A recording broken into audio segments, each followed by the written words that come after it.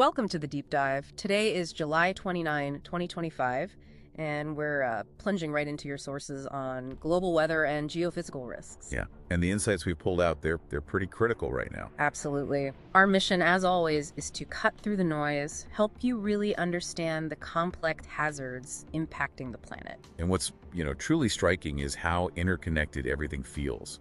These immediate events, they're part of these bigger intensifying trends. Okay, yeah, let's unpack that. Your sources paint a staggering picture, especially for the Northern Hemisphere. We're seeing widespread extreme heat and, at the same time, severe weather. It's really dominating things. It really is. Just look at the U.S., over 168 million people. Think about that. Across 31 states under active heat advisories or warnings right now. It's huge, and it's not just a number. It's this pervasive grinding heat. Exactly. And in places like the lower middle Mississippi Valley, the Southeast, the feels like temperatures could soar past 110, even 120 Fahrenheit. But the really critical thing, the insight that, stresses everything, it's the lack of overnight relief. Right. No cool down. Exactly. Your body can't recover. Public health systems, power grids, they're pushed to the absolute limit. Okay, so the heat is relentless. That's clear. But like you said, it's connected. Your sources also show intense severe weather erupting elsewhere. Yes, across continents, really. So North America first. There's a moderate risk that's a level 4 out of 5, so pretty serious for severe thunderstorms. Whereabouts specifically? Eastern South Dakota, southern Minnesota, northern Iowa. And the potential there is for damaging winds, maybe up to 90 miles per hour. Wow, okay, that's significant. Yeah, sources say it's already caused tree and power line issues.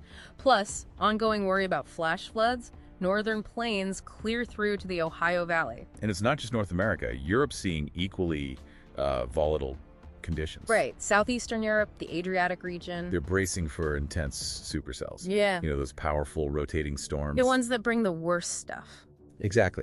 High potential for tornadoes, noted for parts of Romania, Moldova, southwestern Ukraine. Tornadoes. And very large hail, maybe up to 6 centimeters. Yeah. Plus torrential rain, possibly 100 millimeters, that's like 4 inches, in 24 hours. So the atmosphere is incredibly active, but our deep dive also looked, below our feet too, didn't it? Yeah. What about volcanic unrest? Yeah, that's another layer.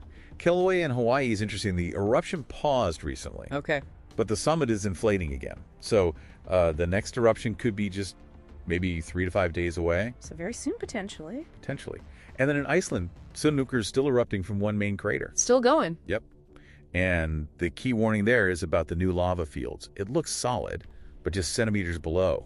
Liquid lava. It's a hidden danger. A really stark warning. Okay, atmosphere, volcanoes. Then there's space weather. Often kind of flies under the radar. It does, but sources show it's quietly persistent. Yeah. Not a high chance of a major solar radiation storm, but there's still activity. low level, yes. But the key thing is this electron flux, basically energetic particles, it's been consistently above normal threshold since July 24th. Okay, what does that actually mean for us? Well, it hit unusually high levels, like 324 units on the 26th. This kind of activity, it can subtly but significantly impact satellites. So GPS communications. Exactly, all that tech. And it could even cause minor wobbles in power grids. It's like this silent hum from space affecting things down here. So putting this all together, what's the big picture? The sources seem incredibly clear. These aren't just isolated incidents, are they? Not at all. They are, you could say, real-time manifestations of these long-term climate change trends we've been tracking. And the World Economic Forum's latest global risks report flagged extreme weather as a top global risk. Precisely. And remember, 2024, hottest year on record. Right. And if you connect that to the broader context, the costs, financial and human, are just escalating. Over $320 billion in economic losses just last year from natural disasters. Yeah, and it always hits vulnerable communities the hardest. Yeah. Those with the least resources to cope or adapt. Which really brings up the question, what can we do? Well, there was a fascinating study, actually, July 1st in Nature Climate Change. It found people are more likely to support climate policies if they see a direct link between these extreme weather events they experience and the bigger picture of climate change. Your own experience can be a catalyst. That makes sense. So the overall message seems pretty clear. These dynamics, they demand an integrated approach, risk assessment, proactive adaptation. Meaning things like public health vigilance, better monitoring. Continuous monitoring, yeah.